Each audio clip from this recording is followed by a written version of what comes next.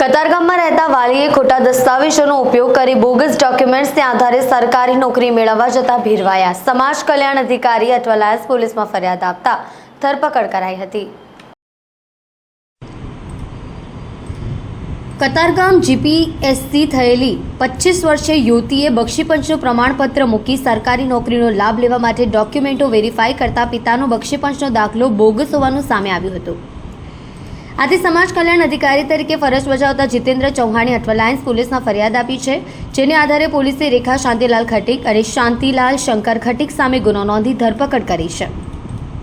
હાલમાં રેખા ખટીક સ્પર્ધાત્મક પરીક્ષાઓની તૈયારીઓ કરી રહી હતી કે શાંતિલાલ ખટીકે બોગસ લિવિંગ સર્ટિફિકેટ ક્યાં બતાવ્યું તે બાબતે પોલીસે રિમાન્ડ મેળવીને આગળની તપાસ હાથ ધરશે.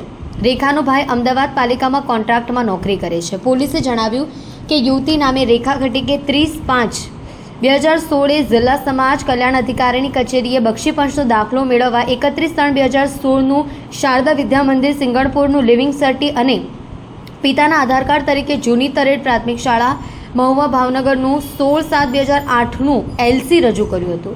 આ બંને પ્રમાણપત્રોને આધારે કચેરીએ 30/5/2016 હિન્દુ ખટીક જાતિ અંગેનું પ્રમાણપત્ર ઇસ્યુ કર્યું.